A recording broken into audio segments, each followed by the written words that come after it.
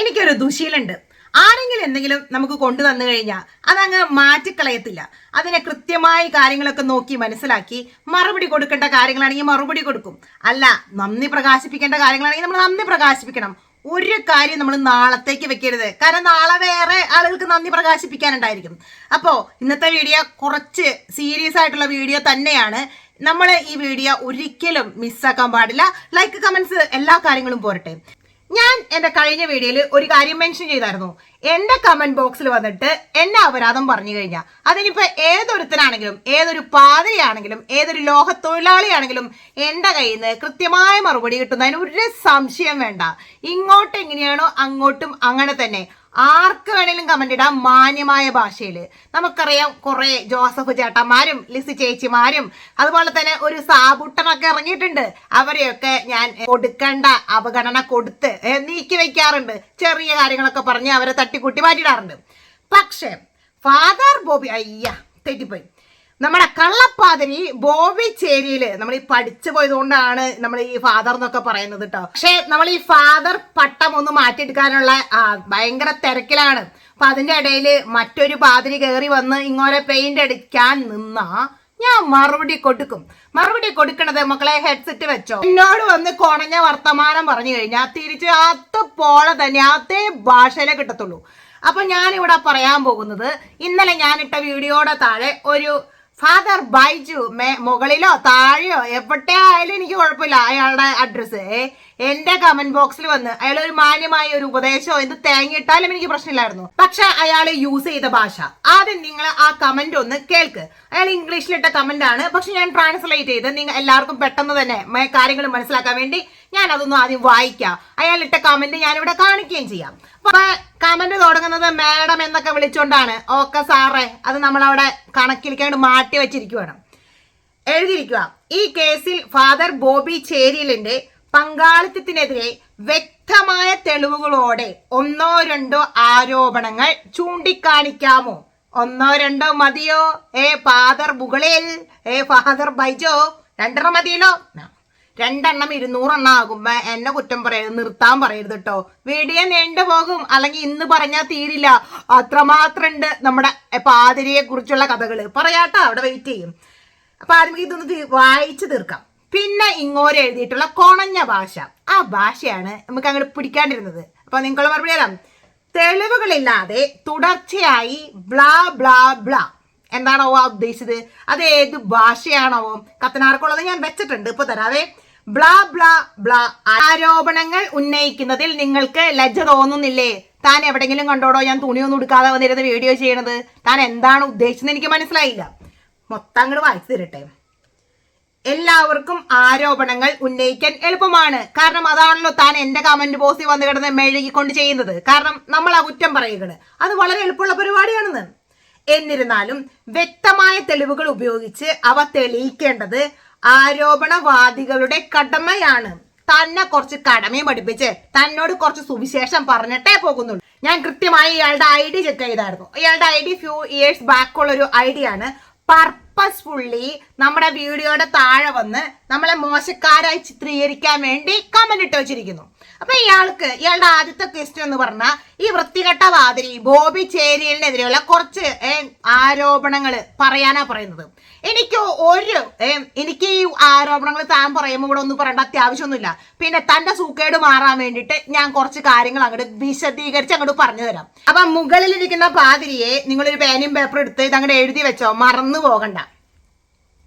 നോബി എന്ന് പറയുന്ന വൃത്തികെട്ടവനും ദുഷ്ടനുമായ ഹസ്ബൻഡ് ആ ഷൈനി എന്ന് പറയുന്ന സഹോദരിയെയും 2 കുഞ്ഞുമക്കളെയും വീട്ടിൽ നിന്ന് അടിച്ച് ഇറക്കിയതിന് ശേഷം അവർക്ക് എന്തെങ്കിലും, അവർ ജീവിച്ചിരിപ്പുണ്ടോ, അവർ ഭക്ഷണം കഴിക്കുന്നുണ്ടോ, ആ കുഞ്ഞുമക്കൾ സ്കൂളിൽ പോകുന്നുണ്ടോ, എന്തെങ്കിലും ഒരു കാര്യം ആ നീചനായ ദുഷ്ടനായ വൃത്തികെട്ടവനായ അവൻ അന്വേഷിച്ചിട്ടുണ്ടോ? ഒരിക്കലും അന്വേഷിച്ചിട്ടില്ല. അപ്പൊ ഇത് നടക്കുന്നത് ആരുടെ വീട്ടിലാണ്? ഇത് നടക്കുന്നത് നിങ്ങൾ അറിഞ്ഞില്ലായിരുന്നോ? മുകളിലിരിക്കുന്ന പാതിരി, ഇയാളുടെ പേരാ മുകളിലിരിക്കുന്ന പാതിരി അറിഞ്ഞില്ലായിരുന്നോ? ഇത് നടക്കുന്നത് ഫാദർ ബോബി ചേരിയൽ നിങ്ങൾ വെളുപ്പിക്കാൻ വന്നിരിക്കുന്ന കള്ളപ്പാതിരിയുടെ വീട്ടിലാണ്. ഒരു സ്വന്തം വീട്ടിലെ കാര്യങ്ങൾ പോലും വൃത്തിയായി നടത്താൻ പറ്റാത്ത, അല്ലെങ്കിൽ സ്വന്തം വീട്ടിലെ ആളുകളെ പോലും ഉപദേശിക്കേണ്ട, നേരായ മാർഗത്തിലൂടെ നടത്താൻ പറ്റാത്ത ഇവനൊക്കെയാണോ ഒരു ഇടവക ഭരിക്കാൻ പോകുന്നത്? ഇനിയും പറയാൻ പോകുന്നത് ഒരു രഹസ്യമാണ്. അതുകൊണ്ട് അച്ഛൻ ഹെഡ്സെറ്റ് വെച്ചോ. ഞാൻ ചോദിക്കട്ടെ, ഈ പാതിരി, നമ്മുടെ ഈ ബോബി എന്ന് പറയുന്ന പാതിരിയൊക്കെ സഭയിൽ നിന്ന് അടിച്ചു മാറ്റിയത്, അല്ലെങ്കിൽ വിശ്വാസികളിൽ നിന്ന് അടിച്ചു മാറ്റിയ ആ ക്യാഷൊക്കെ ഇഷ്ടം പോലെ ഇങ്ങനെ പൂഴ്ത്തി വെക്കുന്നില്ലേ? അതിൽ നിന്ന് അത്യാവശ്യം അവറ്റിങ് കഞ്ഞി കുടിക്കാനായിട്ട് എന്തെങ്കിലും ഇയാളുടെ കയ്യിൽ നിന്ന് കൊടുത്തോ? കൊടുത്തില്ലെന്ന് മാത്രമല്ല, പിന്നത്തെയാണ് പൂരം. സ്വന്തം അപ്പന് അസുഖം വന്നപ്പോ, അല്ലെങ്കിൽ സ്വന്തം വീട്ടില് ക്യാഷിന് ആവശ്യം വന്നപ്പോ, പെയിന്റ് അടിക്കാനും പൂശാനൊക്കെ വേണ്ടി താനിപ്പോ ചെയ്യുന്ന പരിപാടിയില്ലേ, ആ പരിപാടിക്ക് ആവശ്യം വന്നപ്പോ ഒരു പാവം പിടിച്ച പെണ്ണിനെ കൊണ്ട് കുടുംബശ്രീന്ന് ലോൺ എടുപ്പിക്കുന്നു. അച്ഛൻ ഈ തരികിടകൾ അറിഞ്ഞായിരുന്നോ? ലോൺ എടുപ്പിച്ചിട്ട് ഇവന്മാര് കുറച്ച് പൈസക്ക് ഇങ്ങനെ അടച്ചു. അത് കഴിഞ്ഞ് പെണ്ണിനെ അടിച്ച് പുറത്താക്കിയിട്ട് ഇവന്മാരുടെ അപ്പനെ ചികിത്സിക്കാനെടുത്ത ക്യാഷ് ആ പെണ്ണിനോട് അടയ്ക്കാൻ പറയുന്നത് എവിടത്തെ മര്യാദയാണോ? എവിടത്തെ മര്യാദയാണ്? അക്ഷരതെറ്റൊന്നും വേണ്ടട്ടോ. ഇനി അടയ്ക്കാൻ പറഞ്ഞ ഈ പെണ്ണിന്റെ സ്ഥിതി അറിയോ? എവിടെയൊക്കെ പോയി ജോലി അന്വേഷിച്ചാലും ഈ വൃത്തികെട്ട പാതിരി അതിലൊരു മുടക്ക് വരുത്തും. അതായത് ഒരു നിലയ്ക്കും ഒരു സ്ത്രീയെയും 2 കുഞ്ഞു മക്കളെയും ജീവിക്കാൻ അനുവദിക്കില്ല. ഞാൻ ചോദിക്കട്ടെ, ഇവന് വേറെ പരിപാടിയൊന്നും ഇടവകയിലില്ലേ? അല്ലെങ്കിൽ ഇവൻ ഏത് കോപ്പിലോ ഏത് താഴത്തിലിരുന്നാലും എനിക്ക് പ്രശ്നമില്ല.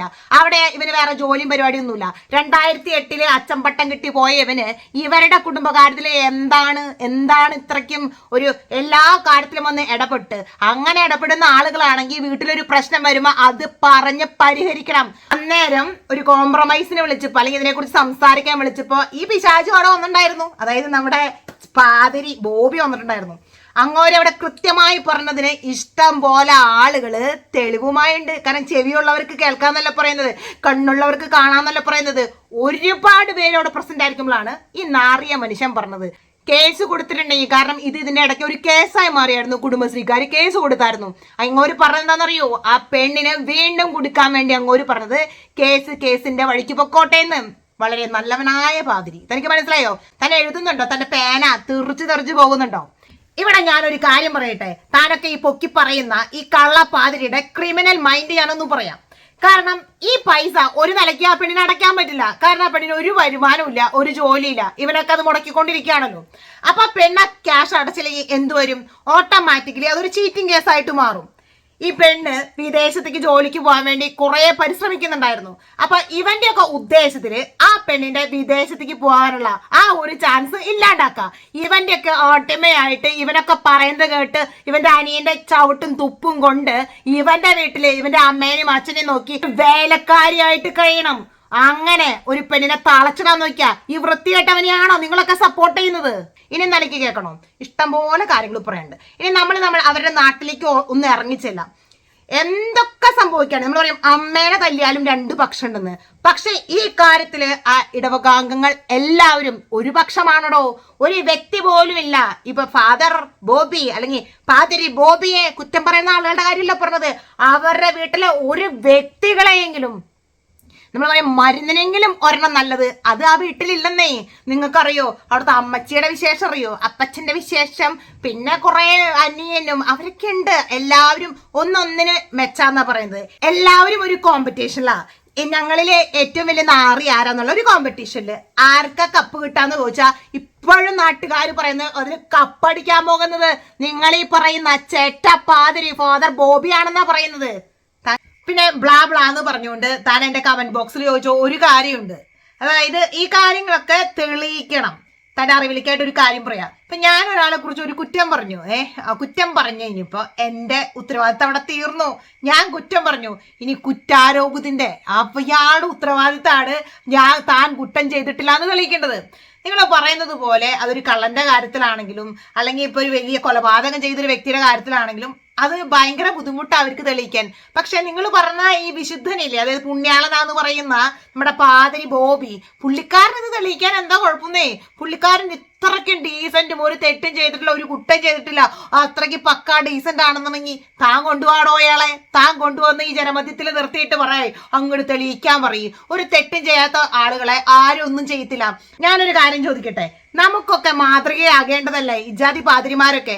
പക്ഷെ 2 ആളുകൾ വന്നുകൊണ്ട് നിങ്ങളൊരു കുറ്റം ചെയ്തു എന്ന് പറയുമ്പോഴേക്കും വേഗം ഓസ്ട്രേലിയയിൽ നിന്ന് ഓടി കേരളത്തിൽ പോയി ഏതോ സഭയുടെ സ്ഥാപനത്തിൽ എവിടെയാണെന്ന് അറിയത്തില്ല കയറി ഒളിച്ചിരിക്കുന്നു. ഇത്രയ്ക്കും പാവമാണ്, ഇത്രയ്ക്കും പുണ്യാളനാണ്, ഒരു തെറ്റും ചെയ്തിട്ടില്ലെങ്കിൽ താനൊരു കാര്യം ചെയ്യും, തന്റെ ഇടവകയിൽ കൊണ്ടുവന്ന് അയാളോട് പറയാ, നെഞ്ചും വിരിച്ചു നിന്ന് ഒരു കുർബാന ചെല്ലാൻ പറയാ, എന്നാ ഞാൻ ആളെ സമ്മതിക്കാം. എന്നോട് ചോദിച്ച ക്വസ്റ്റ്യനുകൾ ഉണ്ടല്ലോ, അത് എന്നോടല്ല ചോദിക്കേണ്ടത്, പോയി ഫാദർ ബോബിയോട് പറയാ. എന്നത് താൻ കുറ്റം ചെയ്തിട്ടൊന്നുമില്ലല്ലോ, തനിക്കതിൽ നല്ല കോൺഫിഡൻസ് ഉണ്ടല്ലോ, ധൈര്യമായി വന്നിട്ട് ജനങ്ങളെ നേരിടാൻ പറയാ, നമ്മുടെ നിയമങ്ങളെ നേരിടാൻ പറയാ. എന്നെ പോലെ വളരെ ചെറിയൊരു ചാനലില് ഞാൻ വന്നു പറയുന്നത് ഓക്കെ ആരോപണങ്ങളാണ്, ഒരിക്കലും ഈ പാതിരി ചെയ്യാത്ത കുറ്റങ്ങളാണ്, ഞാനാണ് കുറ്റക്കാരി, ഞാൻ സമ്മതിച്ചു. എന്റെ ഒരു ചെറിയ ചാനലിനെ പോലും ഇവനൊക്കെ പേടിക്കുന്നുണ്ടെങ്കിൽ ഇവനൊക്കെ തെറ്റ് ചെയ്തത് കൊണ്ട് തന്നെയാണ്. കള്ളന് കഞ്ഞി വെച്ച പാതിരിയാണ് ഇവൻ, അല്ലാതെ ചുമ്മാതൊന്നല്ല മാറിയിരിക്കുന്നത്. ഒരു വ്യക്തികളും ഒരു സ്ഥലത്തും ഒളിച്ചു പോകത്തൊന്നുമില്ല. എന്താ ഇവന്റെ അപ്പ മാറിയിരിക്കാത്തെ, ഇവന്റെ അമ്മ മാറിയിരിക്കാത്തെ, ഇവൻ മാത്രം എന്താ ഒളിച്ചിരിക്കുന്നേ? അപ്പൊ നമുക്ക് കൃത്യമായിട്ട് അറിയാം എവിടെ നിന്നാണ്, ആരാണ് ഡയറക്ഷൻസ് കൊടുത്ത്. ഇതിലെ ഏറ്റവും വലിയ കള്ളൻ ആരാണെന്ന്. ഒറ്റ വാക്കുകളെ വിലക്കെടുക്കണ്ട. ചുറ്റും നിൽക്കുന്ന ആളുകള് അല്ലെങ്കിൽ അയാളുടെ തന്നെ ബന്ധുക്കാർ വന്ന് പറയുമ്പോഴോ താൻ വിശ്വസിക്കോ? താൻ ഇപ്പോഴും വിശ്വസിച്ചില്ലെങ്കിൽ പിന്നെ തന്റെയാണ് കുഴപ്പം, തിരുത്തേണ്ടത് താനാണ്. അപ്പൊ താൻ ഇതൊന്ന് കേട്ടു നോക്കാം, എന്നിട്ട് ബാക്കി കാര്യങ്ങൾ നമുക്ക് തീരുമാനിക്കാം. കന്യാസ്ത്രീയും ഉള്ള കുടുംബത്തിലാണ് ഈ ഷൈനിയെ കെട്ടിച്ചത്.